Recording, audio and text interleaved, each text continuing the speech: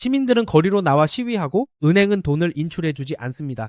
대도시에서는 비자 사무소가 항상 사람들로 붐빕니다. 사업가, 학생, 사회운동가, 가족 등 수많은 사람들이 짐을 싸서 중국을 떠나고 싶어 합니다. 왜일까요? 많은 사람들은 경제가 걷잡을 수 없이 추락하고 인구는 고령화되고 있으며 정부는 변화를 위한 새로운 방법이 없기 때문이라고 말합니다. 상황이 더 나빠지기 전에 서방에 망명을 신청하는 사람들도 많습니다. 하지만 중국을 벗어나는 것은 쉽지 않습니다. 감시 시스템이 곳곳에 깔려 있어 어디를 가든 24시간 내내 카메라에 감시당하기 때문이죠. 그렇다면 매우 치열한 무역 전쟁을 치르고 거의 우위를 점하고 있던 중국에 무슨 일이 일어나고 있는 걸까요? 오늘 영상에서는 이 모든 것에 대해 낱낱이 파헤쳐 보겠습니다. 현재 중국은 세 가지 측면에서 큰 위기에 직면해 있습니다. 젊은이는 부족하고 노인은 넘쳐나며 돈은 예전처럼 풍족하지 않습니다. 첫 번째는 인구 문제입니다. 과거 중국은 엄격한 한 자녀 정책으로 유명했는데 이것이 사회에 지대한 영향을 미치는 후유증을 낳았습니다. 바로 지금 젊은이가 없다는 것이죠. 지금은 각 가정에 더 많은 자녀를 낳도록 장려하고 있지만 현재 중국에서 아이를 낳는 것은 사치스러운 취미가 되었습니다. 생활비는 점점 비싸지고 일자리는 부족하며 월급은 쥐꼬리만 하기 때문입니다. 많은 부부들이 아이를 낳기보다 차라리 고양이나 개를 키웁니다. 그 결과 젊은 인구는 더욱 급감하고 노동력은 점점 줄어들고 있습니다. 저희가 여러 번 말씀드렸듯이 젊은이가 없으면 생산할 사람도 세금을 낼 사람도 시스템을 부양할 사람도 없습니다. 반면 노인 인구는 걷잡을 수 없이 늘어나고 노인들은 점점 스스로를 돌볼 수 없게 됩니다. 병원도 있어야 하고 의사도 있어야 하고 보험도 연금도 있어야 합니다. 그리고 이는 국가 전체의 의료 및 사회보장 시스템에 큰 부담을 줍니다. 젊은이가 줄어들수록 세금을 내는 사람도 줄어들고 그러면 노인을 돌볼 돈도 줄어듭니다. 그렇게 악순환이 시작됩니다. 게다가 여유 있는 젊은이들은 서로 해외로 나가 고향을 버리고 외국에서 기회를 찾습니다. 결국 중국은 아이도 없고 인재도 지키지 못하게 된 겁니다. 마치 일꾼들이 늙고 대거 그만두는 공장과 같은 셈이죠. 이건 꽤 맞는 말 같아요. 제가 해외에서 만난 중국인들은 그곳의 시스템이 너무 숨 막혀서 아무도 돌아가고 싶어 하지 않았거든요. 경제는 어떨까요? 점점 더 숨이 막혀옵니다. 이 인구 위기는 마치 척추가 부러진 것처럼 생산, 소비, 세금 등 국가 시스템 전체를 흔들고 있지만 정부는 아직 해결책을 찾지 못하고 있습니다. 중국은 세계의 공장으로 유명하며 나사부터 스마트폰까지 모든 것을 수출합니다. 하지만 이제 시대가 변했습니다. 중국은 정부, 기업, 각 성과현에 이르기까지 빚더미에 앉아 있습니다. 대략적으로 계산하면 부채가 GDP의 300%에 달하는데 이는 거의 40조 미국 달러에 해당합니다. 100만 달러가 아니라 조 단위입니다. 부동산 거품은 말할 것도 없고요. 예전에는 모두가 투자를 위해 집을 샀지만 이제는 2021년부터 2013년까지 시장이 거의 2조 달러나 폭락했습니다. 수많은 유령 프로젝트, 완공 후 버려진 집들, 사람들은 돈을 잃고 기업은 임상적으로 사망 상태입니다. 2013년 성장률은 5.3%에 불과했는데 두 자릿수 성장을 기록했던 황금기에 비하면 상당히 초라한 수치입니다. 설상가상으로 거리는 실업 청년들로 넘쳐납니다. 많은 도시에서 젊은이 5명 중 1명은 직업이 없습니다. 청년 실업률은 21.3%에 달했고 그 결과 사람들은 미래에 대한 믿음을 잃기 시작했습니다. 중국은 국내 문제뿐만 아니라 외부로부터의 압박도 받고 있습니다. 특히 도널드 트럼프가 시작한 2025년 무역 전쟁이 그렇죠. 미국이 중국산 제품에 추가 관세를 부과하자 중국 수출 기업들은 비명을 질렀습니다. 중국도 가만히 있지 않았습니다. 특히 농산물과 기술 제품 등 미국산 제품에 관세를 부과하며 보복했습니다. 결국 글로벌 공급망은 엉망이 되었고 상품 가격은 더 비싸졌으며 양측 기업 모두 타격을 입었습니다. 그런데 지금 중국은 약해졌고 경제는 침체되었으며 빚더미에 앉아 있는데 이런 무역의 한방까지 맞았으니 지금은 꽤 아플 겁니다. 비록 최근 양측이 관세에 대해 더 나은 합의를 이뤘지만 도널드 트럼프 대통령의 예측 불가능성 때문에 앞으로 어떻게 될지는 아무도 모릅니다. 다음은 국민 통제 문제입니다. 만약 당신이 베이징이나 상하이에서 산책하고 있다고 가정해봅시다. 셀카를 찍거나 SNS에 올릴 사진을 찍기도 전에 사방에서 수백 개의 전자눈이 당신을 향하고 있을 겁니다. 그것도 구식보안 카메라가 아니라 최고 수준의 AI 안면 인식 카메라입니다. 카메라가 당신을 비추는 순간 당신의 이름이 무엇인지, 어제 무엇을 먹었는지, 마지막으로 신호 위반을 한 곳이 어딘지, 심지어 쓰레기 버리는 걸 자주 있는지까지 바로 알아냅니다. 공항, 버스터미널, 슈퍼마켓부터 골목 어귀까지 어디에나 카메라가 있습니다. 심지어 어떤 곳은 표를 제시할 필요 없이 얼굴만 스캔하면 통과할 수 있습니다. 결제도 마찬가지입니다. 당신의 얼굴이 바로 지갑이죠. 편리하다는 점은 저도 동의하지만 많은 사람들은 이게 움직이는 감옥과 다를 게 뭐냐고 말합니다. 현재 중국에는 약 5억 4천만에서 6억 2,600만 대의 감시 카메라가 있습니다. 즉 평균적으로 카메라 한 대가 2명을 전담 관리하는 셈인데 이는 미국의 2배, 영국의 6배에 달하는 수치입니다. 미국과 영국에서는 대부분의 카메라가 도난 방지를 위해 개인이 설치한 것이지만 중국에서는 카메라가 국가 감시 시스템의 일부입니다. 즉, 당신은 단순히 추적당하는 것이 아니라 행동, 표정, 습관, 걷는 속도, 누구와 동행하는지, 몇 시에 귀가하는지, 어떤 음악을 좋아하는지, 어떤 여성의 계정을 팔로우하는지까지 분석당합니다. 당신의 모든 발걸음, 모든 시선은 거대한 데이터베이스에 저장될 수 있습니다. 이런 사회에서 산다면 개인의 자유는 상당히 모호한 개념이 됩니다. 1300만 명 이상의 위구르족이 사는 신장 지역을 예로 들면 상황은 훨씬 더 심각합니다. 이곳의 중국 정부는 감시뿐만 아니라 당신에 대한 모든 것을 관리합니다. 200m마다 경찰 초소가 있고 만약 당신이 위구르인이라면 무조건 불려가 서류를 질문받고 신분증을 검사받으며 신분증 사진이 얼굴과 일치해야 합니다.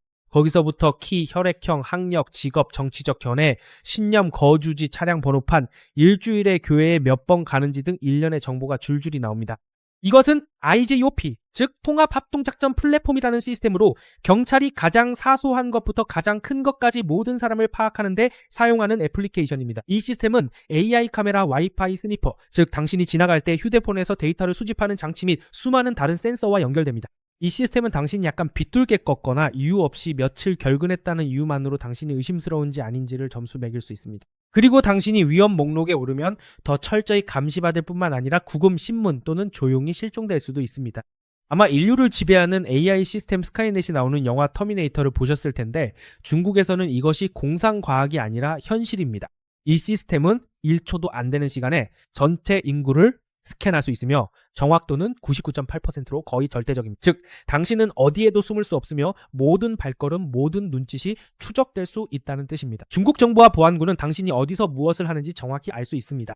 그리고 여기서 그치지 않고 그들은 샤프아이, 즉 날카로운 눈이라는 프로그램을 2018년부터 시행하기 시작했습니다. 샤프아이의 목표는 대도시부터 농촌까지 모든 곳에 카메라를 설치하는 것입니다. 베이징에 살든 외딴 시골 마을에 살든 국가는 항상 당신을 감시합니다. 처음에는 정부가 범죄자를 잡고 사회 안전을 지키기 위한 것이라고 했지만 사람들은 점점 자신이 유리 어항 속 물고기처럼 느껴졌습니다. 끊임없이 감시당하고 사생활은 전혀 없었죠. 그 결과 점점 더 많은 중국인들이 나라를 떠나고 싶어합니다. 그들은 사소한 행동 하나하나가 모두 기록되는 곳에서 살고 싶어하지 않습니다. 이 숨막히는 상황은 조용한 이민 물결을 만들어내고 있습니다. 그리고 이건 빙산의 일각에 불과합니다. 이제 매일 당신의 행실의 점수가 매겨지는 사회 신용 시스템에 대해 더 깊이 알아보겠습니다. 이것은 시민 행동 점수로 올바르게 살면 보상을 받고 잘못 살면 감점을 당합니다. 예를 들어 기차표를 부정 탑승하면 벌점을 받습니다. SNS에서 불평을 자주 하면 벌점을 받습니다. 문제가 있는 사람과 친구가 되면 벌점을 받습니다. 점수가 높은 사람은 은행 대출이 쉽고 비행기표나 고속철도표를 마음대로 살 수 있으며 심지어 채용 시 우대받는 등의 혜택이 있습니다. 반대로 점수가 낮으면 집에만 있어야 합니다. 이동이 금지되고 금융 서비스가 거부되며 좋은 집을 빌릴 수 없고 심지어 자녀를 좋은 학교에 보낼 수도 없습니다. 예를 들어 저 롱이 950점 만점에 500점 미만이면 비행기 탑승, 고속철도 이용, 주택 구매, 국영기업 취업이 금지될 수 있습니다. 한마디로 500점은 메뉴펜과 같습니다. 하지만 일부 중국인들은 점수가 매겨지는 것이 좋은 일이라고 생각한다고 말합니다. 사회에는 규칙이 필요하고 조금 무섭긴 하지만 이미 익숙해졌다고. 어쨌든 다른 선택지가 없으니까요. 이 시스템에는 중국 최고인민법원의 블랙리스트도 있는데 신용 점수가 위험 수준으로 낮은 사람들의 명단이 있습니다. 현재까지 2,300만 명이 넘는 사람들이 이 명단에 올랐으며 언론인, 사업가, 일반 시민도 포함됩니다. 대표적인 예로 부패를 폭로하는 기사를 썼던 언론인 류후가 있습니다.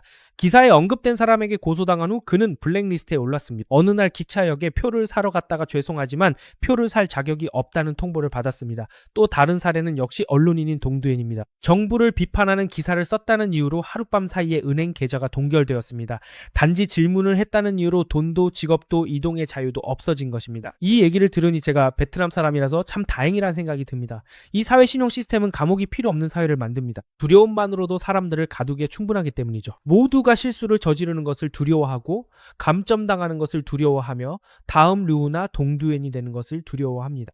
친구와 이웃이 처벌받는 것을 보면 침묵하는 법, 복종하는 법, 그리고 다르게 생각하지 않는 법을 배우게 됩니다. 그리고 그것이 바로 이 시스템의 목표입니다. 행동과 사상을 통제하는 것이죠. 중국에서는 정부와 다른 목소리를 내는 것이 정부에 대한 도전으로 간주됩니다. 비판하거나 반대하는 목소리를 내는 사람은 감방 공기를 마실 각오를 해야 합니다. 그리고 바로 이 무거운 압박감 때문에 점점 더 많은 사람들이 중국을 떠날 길을 찾고 있습니다. 예를 들어 쉬장룬 교수가 있습니다. 그는 칭화대학교에서 가르쳤던 저명한 지식인입니다. 어느 날 그가 비판적인 글을 썼고 그 결과 구금되었습니다. 학식과 지위가 있는 사람도 그렇게 잡혀가는데 평범한 험한 사람이 감히 무슨 말을 하겠습니까? 그리고 위구르족의 권리를 위해 목소리를 냈던 이람 토티는 종신형을 선고받았습니다. 2020년 부동산 재벌인 런즈창은 시진핑 주석을 비난하는 글을 썼는데 그를 황제가 되려는 벌거벗은 광대라고 불렀습니다. 그리고 몇 달 후 그는 당에서 제명되고 정권 전복 선동 혐의로 18년 징역형을 선고받았습니다. 이 사건들은 중국 정부가 체계적으로 무자비하며 누구든 입을 막을 수 있다는 것을 보여줍니다. 입을 열면 문제가 생기고 침묵하면 살아남습니다.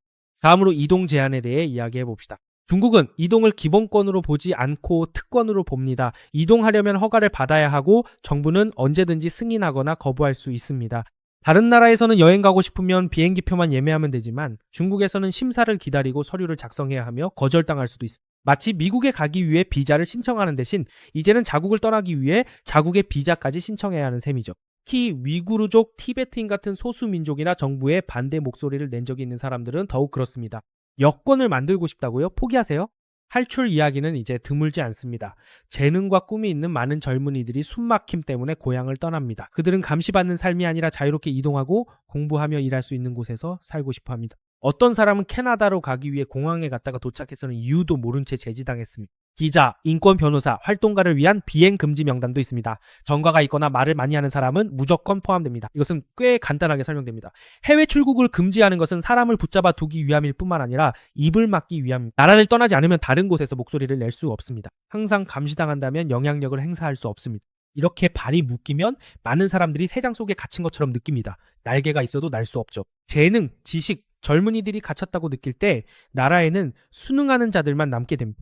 이제 홍콩에 대해 잠시 이야기해 봅시다. 이곳은 한때 아시아의 빛나는 보석으로 여겨졌지만 지금은 더 이상 빛나지 않고 화염과 눈물로 흐릿해졌습니다. 1997년에 홍콩은 영국으로부터 중국에 반환되었는데 중국이 홍콩의 자치권을 보장해야 한다는 조건이 있었습니다. 즉 일국양제입니다. 쉽게 말해 당신과 한 집에 살지만 제 개인 방이 있고 개인 와이파이 비밀번호가 있으며 누구도 제 방해 일에 간섭할 수 없다는 겁니다.